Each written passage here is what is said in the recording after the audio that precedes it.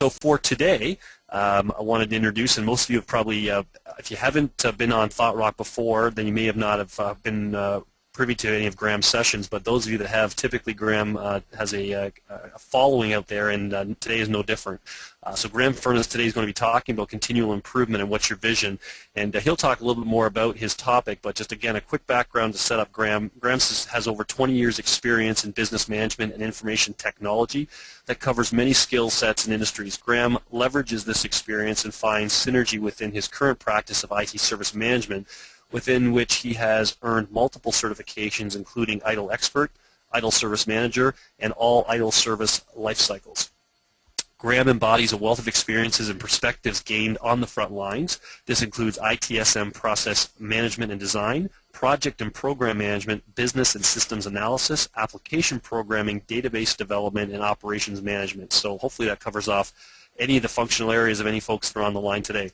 These experiences come together in a unique skill set unique skills that set Graham apart. His innovative and business-focused approach delivers service excellence in all projects that range from initial ITSM adoption phases through ongoing service improvement.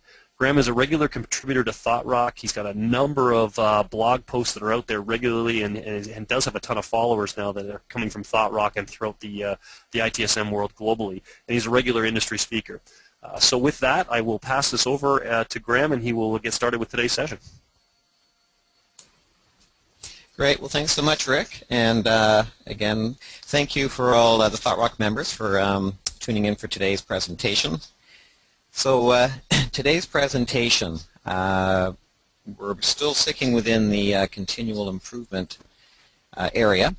And it's a bit of a high-level presentation today because we're looking at understanding the CSI model, and at the top of that model is the main statement there, but what is your vision? And that's what our concept is today. So what I wanted to do, and what I thought would be some value for everyone, is to run through that understanding about, vision comes from the top. What does it do for us down at the bottom? How do we know what we're doing? Because when we're doing continual improvements, when you're doing any type of ITIL assessment or ITIL adoption, it's not just a big project improvement. You're doing something with a purpose, and you need to understand how that purpose lines up to a larger focus, a business focus, which is driven from your vision. So it's good. We'll run through, and if I jump over a little bit, we'll take a look at the agenda. Here it is. So a quick review of the continual service improvement life cycle stage and model. We'll just start off with that at the beginning. Then we'll get into understanding the purpose and the structure of vision, mission, goals, and objectives, and a key little piece in there between how do we actually interpret those goals and objectives to know what we have to do on a regular basis. And then when we're trying to drive improvements, what is it we really need to focus on? Because what I find with the continual improvement model, it's a great model from the ITIL collection of best practices, but from a day-to-day point of view, we have to kind of break it down and make it more usable. And so that's the big little catch to keep everyone until the end. It won't be very long. We'll just take the half an hour. And at the end, we'll take another second look here at the continual service improvement model and just say, well, there's another way to look at it rather than just focusing on vision at the top of that model at all times. We want to break it down to something a bit more tangible on a day-to-day basis. Okay, so a couple of lighthearted slides just to start off with here. Nice and simple. So here's a little question I'll pass back to Rick. And so here we have our continual service, the service life cycle. And we've got strategy, design, transition, operation, continual improvement. So a little question for Rick here. What do you think, Rick? Where should continual improvement actually begin? If you look at this model, you might think it begins at the end. What do you think? Well, based on your leading question, Graham, I will assume that it actually begins at the end, not at the beginning. Sorry, the other way around. You got these trick questions, Graham. It's too early in the morning or early in the afternoon for these trick questions. So, yes, indeed. Continual improvement, you started from the beginning. You need to know whatever it is you're trying to achieve. While you're thinking of that and while you're agreeing with that, this is what we want to do, that's when you want to think about, well, how are we going to measure it to know we got there? And so this is important in the continual service improvement model. If I go down to my next slide here. The continual service improvement model, right here at the beginning, what's the vision, right? We need to know the top level. So I took this slide. Anyone who's taken our ITIL online foundation course will recognize the screenshot from this. Hopefully it shows up well enough for everyone. So the 6 basic steps of the CSI model, and this is what we're talking about today.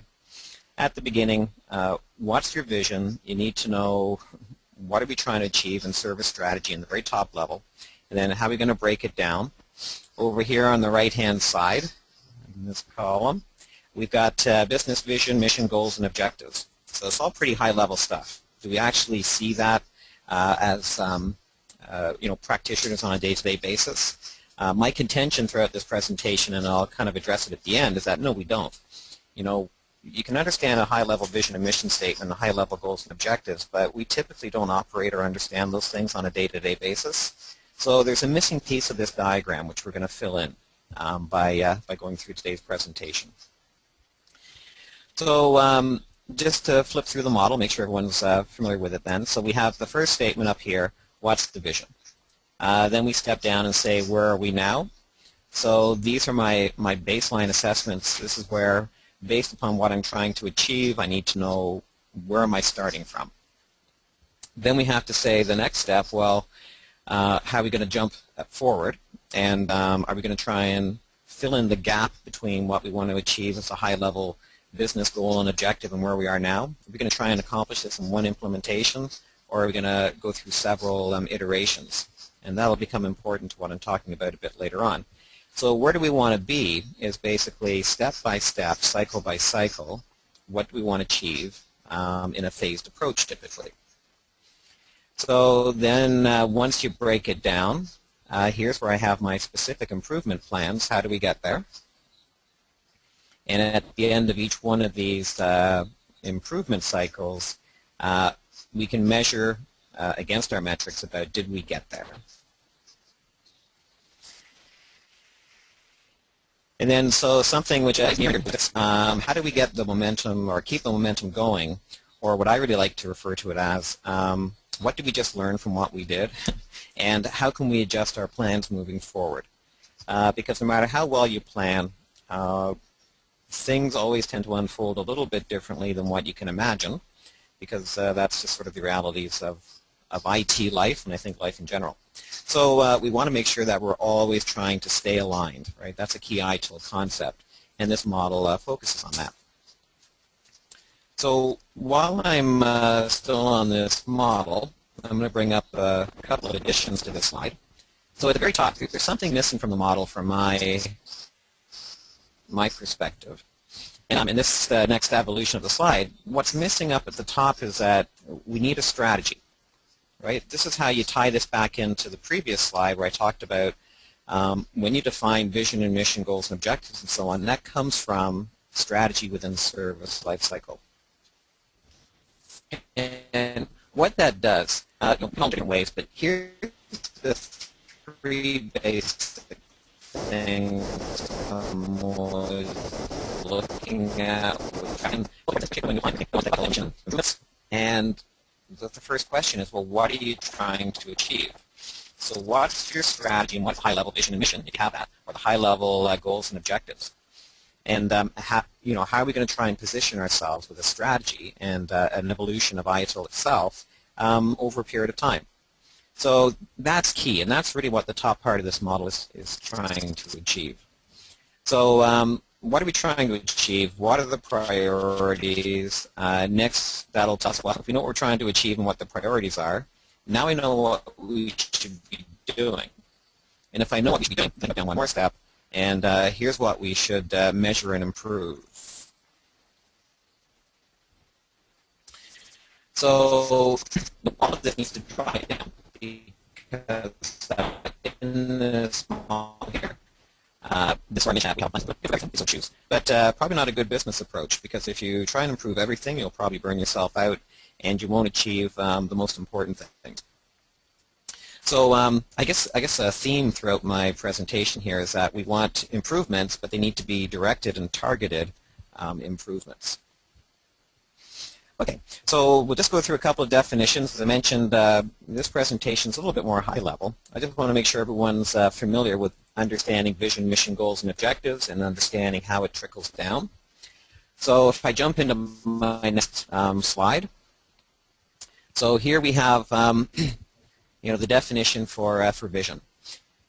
So vision, very top-oriented. Companies spend a lot of time and a lot of effort coming up with a good vision statement. It's an ideal picture. You don't necessarily ever achieve the vision, but it's what you want to achieve in a perfect world, what you want to become, how you want to become known in your organization, your business community. So, it's a big picture. Most companies have a nice short vision statement. Everyone should be familiar with it in a perfect world, so that you know exactly what it is that sets us apart and what we're trying to move towards. So then the definition of a mission statement, and quite often these will be combined, but if they're separate, so mission statement's a bit more prescriptive. It's more of a description about here's the overall purpose about why we come to work each day, what is it we're actually trying to achieve, and it gives a little bit of a statement about how are we going to get there. So here's where I might pass it back to Rick, and I think we at BWise and ThoughtRock have a great vision statement.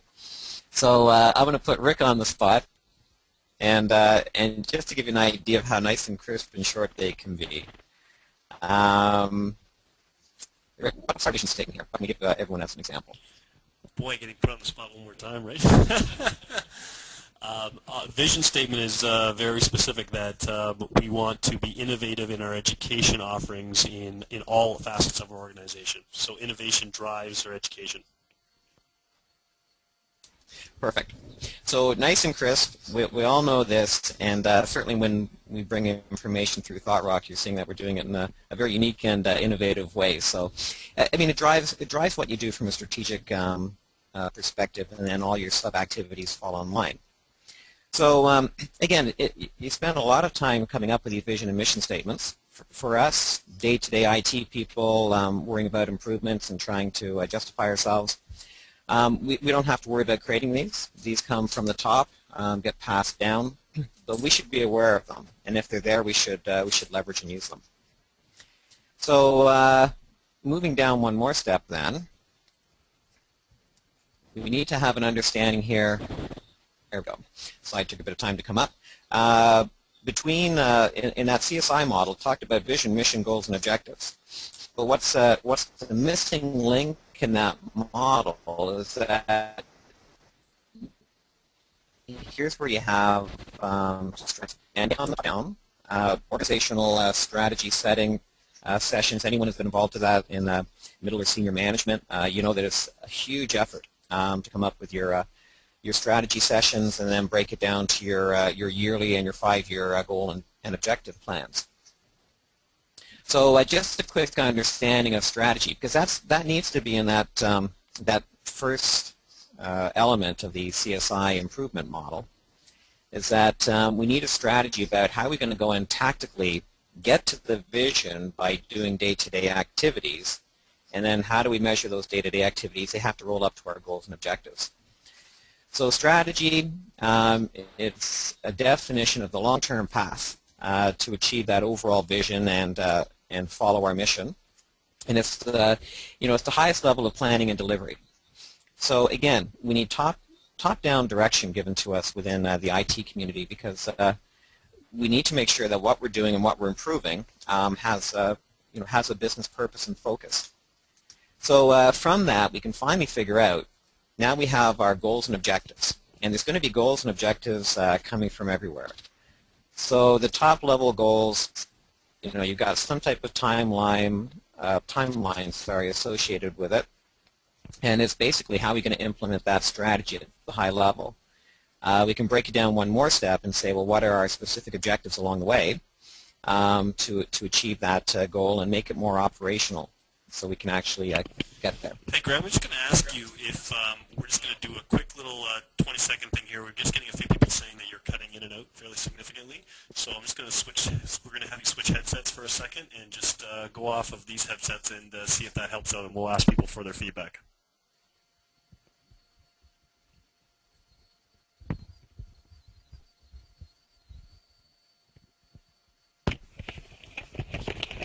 Oh, okay. That was good. Thank you, everyone, for giving a bit of feedback.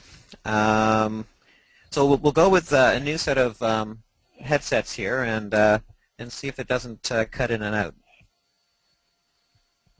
Okay. So we've gotten through a bit of the dry part of the presentation. You know, no one likes a lot of definitions. This is it. We've got now an understanding. You need vision and mission at the top. You need to have a strategy in between to then come up with the goals and objectives. So here's where we get to a little pictorial diagram about how we break that down and how it eventually filters out into the IT world and how we should be doing our improvement activities. So obviously an empty pyramid is of no value. We need to add a few things to this, and I'll just sort of move along the progression of my slides. So when it comes up to vision and mission statements, you always need the top of the pyramid. There's the organizational vision and mission statement, you know, set from the senior board and the CIOs or CEO. So that sets our overall direction. You're not going to change these on a daily basis. Gives you your long-term planning. So then we can break it down. You know, with each of these little yellow dots here is, you know, another part of the organization that may have its own sub-vision and mission statement that lines up with the organizational one. And quite often in IT, a lot of the best-in-class IT organizations, they come up with their own vision and mission statement. So we can break it down a bit more. So in the middle part of the pyramid, we have our vision and mission statements, and now we have our strategies along with their strategic plans with goals and objectives. Right, so everyone can start rolling it down. We have our IT high-level strategic plans with goals and objectives, and the business side has the same thing. And then, of course, we get a lot more things at the bottom. Now you can break it down one more step and get a bit more tactical and operational. So our plans keep on expanding. Right, this is part of the organizational strategic planning sessions. And then what I put at the bottom here, if you like darts, I've got a dartboard. And the dartboard is here because these are the targets that we need to know about. So if you want to achieve your organizational vision and mission statements, what we need is a breakdown to the lowest level goals and objectives, which are going to become the targets we're trying to achieve and the targets we're trying to improve. So I can take this a little bit further. So if I bring up two more sort of elements here. So at the bottom level, these tactical and operational plans, these become more of the organizational outputs which we're familiar with in the ITSM community, especially the two at the bottom here, right? Services and processes. So every service in perfect organization, if you've defined services and you have service level agreements, well, somewhere along with that should be specific goals and objectives belonging to each service. And those are the breakdown of the strategic IT and the business plans and how we plan on delivering them. Right? So we have to be aware of not just IT goals and objectives. That's not important to our customers, but it's critical to understand that the business has its goals and objectives, and we need to roll them into our service delivery. Also with processes, that might be more IT related, but it's still processes are delivering those services, so we have to be aware of the business perspective and as well the IT perspective.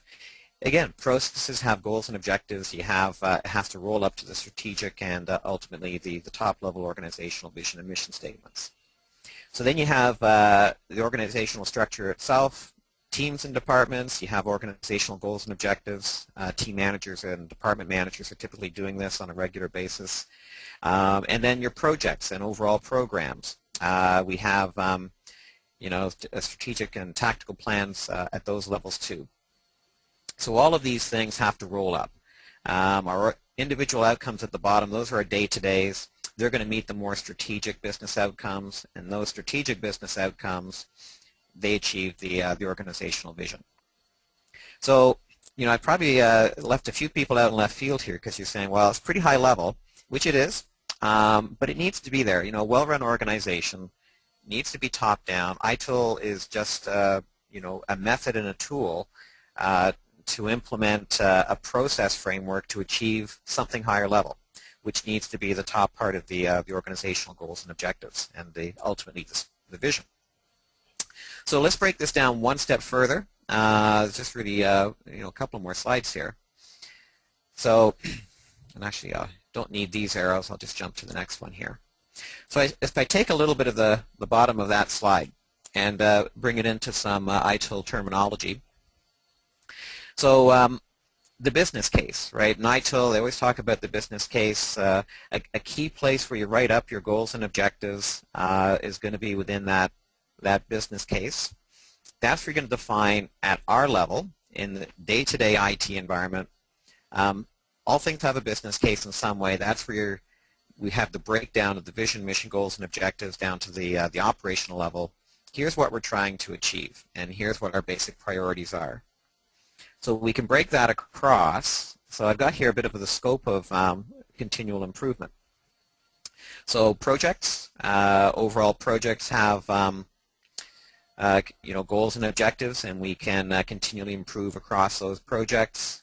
Of course, the more common things within ITSM processes, again, they have a business case stating the goals and objectives, individual technology components, and related to that, if I draw an arrow here, OLAs, which link the people who manage those components together and what they have to achieve. Right? We have business cases stating the goals and objectives for those things. And of course, for services, we have the service level agreements, which tell us what we have to achieve. So here's where, so what about these business cases and what about the goals and objectives? What they should be identifying when you break it down once you know your objectives, what should we be actually doing? We have to do a whole bunch of things, but I need to make it smaller.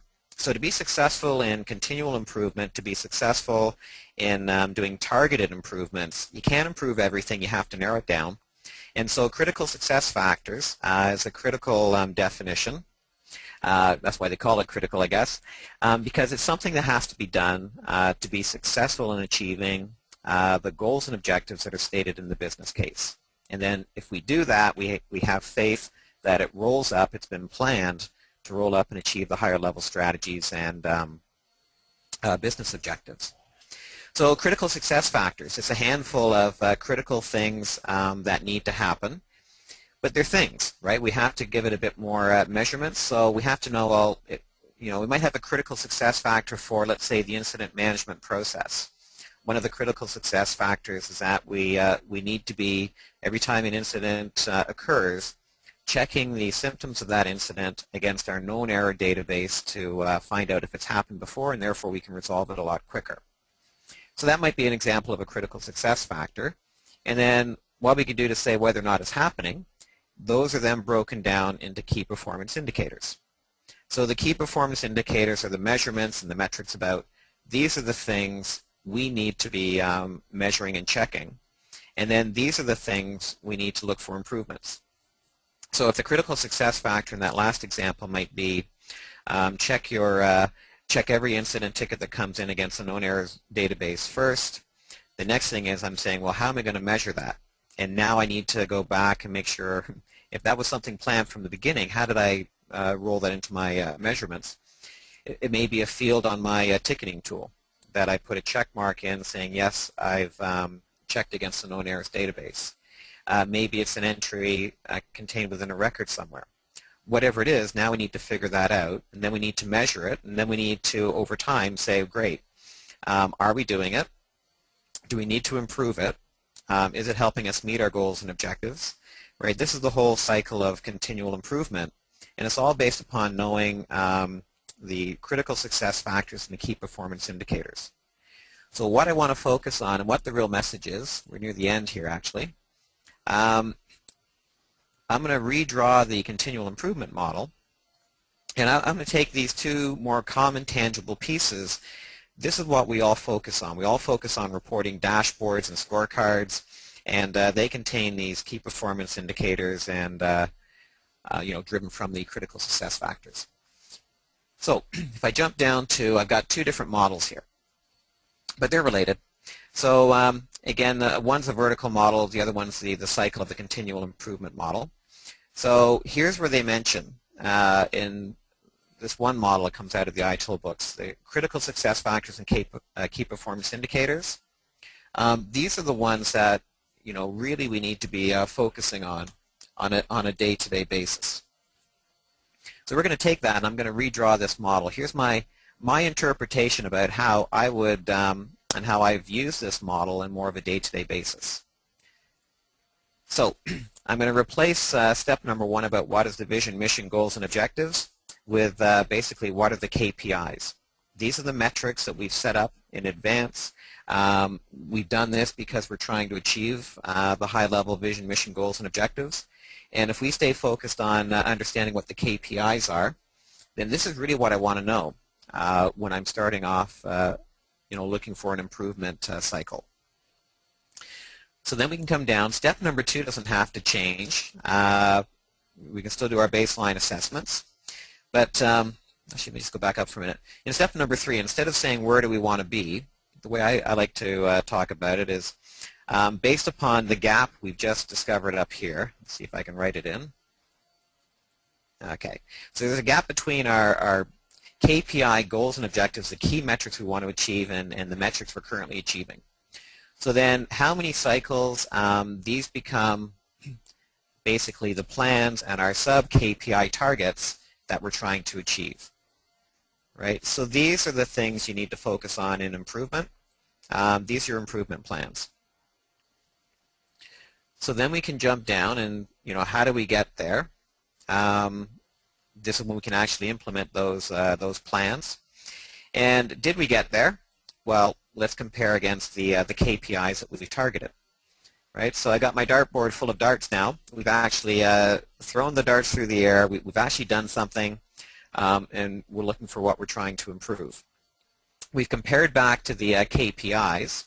So I don't really have to go back to step one. In doing step 5, you're actually already going back to say what are the KPIs, because these are the targets we've been focused on and trying to improve all along. So then in step 6, I've kind of renamed that one as well. So here's where you want to learn from what you've just done. Should we change our CSF or KPIs or any of our plans? Did we just learn something? Is something a bit off track? Is something unreasonable? Again, it focuses on KPIs because those are our key metrics, and a lot of time and effort are put into finding those things, and that's where we should be targeting our improvements. So then I have a little bit of a sidebar here just to finish off this piece. So do we really have to go back to say what are the KPIs?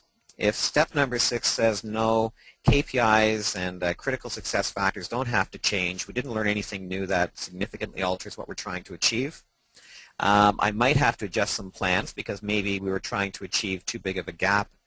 But otherwise, if we haven't learned anything and we don't have to make any adjustments, then we jump back down to step number 4.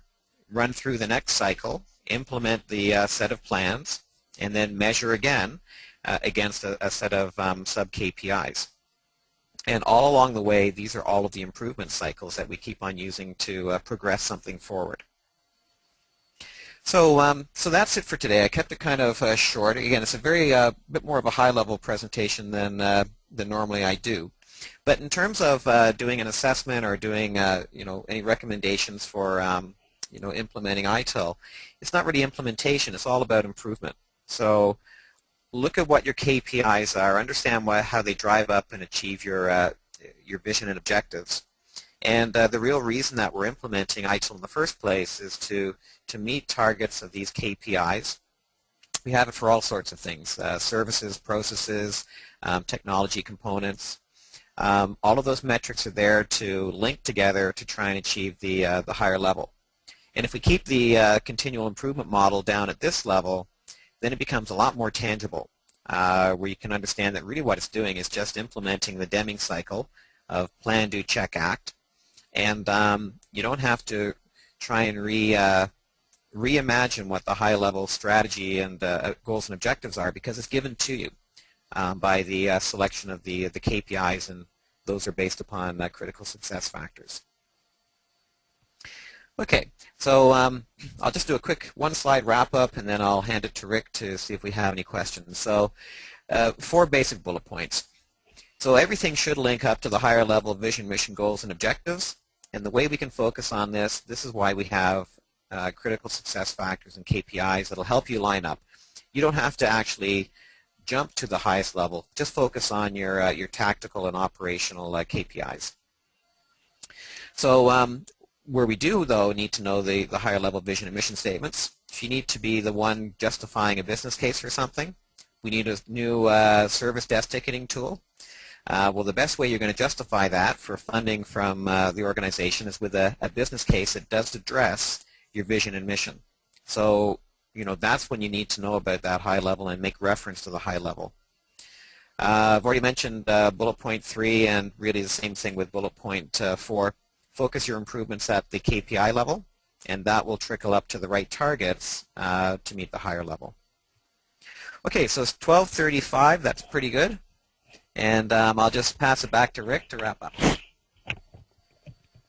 Thank you very much, Graham. So if anybody has any questions for Graham, please post them right now, and we'll get those answered for you. Otherwise, you can definitely follow up, Graham. If there's the last slide there that should have some contact information on it. If there's any questions that you have with respect to any of the content here, Graham will definitely be willing to answer that directly, so you can always follow up directly with them. You can follow up, and we'll also get the information to them from info@thoughtrock.net.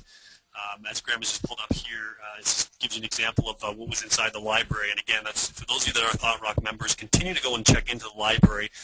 We continue to load educational assets in this place, and as you can see, a number of them here. There's all kinds of different formats for those educational assets, so please take the time and check it out. If you're already a ThoughtRock member, it is the value to that membership to be inside of ThoughtRock. So what I would like to do is, again, just let you know for next week, for those of you that are potentially returning or want to let a colleague know, that we'll have a fantastic speaker next week in terms of Julie Rayoun, and she'll be talking specifically about project management, and we'll try and relate a lot of that to some of the project challenges that we have in the ITSM space. And again, it will be July the 19th at 12 p.m. Eastern Standard Time. And the last request I have for you as well is we drive this content to our ThoughtRock members through recommendations and ideas that come from people. So please take the time either in the ThoughtRock Ideas Lab section or directly to info@thoughtrock.net and suggest the types of topics, the educational content that you'd like to see, and take advantage of this complimentary offering. It's an opportunity for us to go out there and get speakers who have interest in speaking to the ThoughtRock community in these small snippets of time. It's an opportunity for us to take ThoughtRock member recommendations and go out there and find some of those content experts. So if there are no further questions for Graham, I want to say thank you again to Graham for another great session. Again, Graham is a regular contributor to ThoughtRock Live, and I'm sure we'll have him back here again. And again, Graham can be followed on a number of various blog sites. I'm not sure, Graham, is there a slide that has the various blogs on it? It might have been at the very beginning. I'm not sure. We'll pull that up there in a second. But you can also search on Graham Furnis through Google, and I'm sure you'll find various places where he's blogging on all sorts of IT service management topics. And you can become a follower of Graham's as well, and there's lots of good content here. Actually, sorry, that was that slide that we had up there. So there's a couple of different places where Graham is blogging. There's some feeds that go into ThoughtRock. So without any further ado, I wanted to thank Graham again, and we're going to leave the contact slide up there as we close out ThoughtRock Live for another session, and hopefully we see some of you back next week or any of your colleagues, and please keep checking into your email and the ThoughtRock newsletter for updates as to the content in ThoughtRock as well as events and speakers that are upcoming. So thank you very much, and we will talk to you all very, very soon.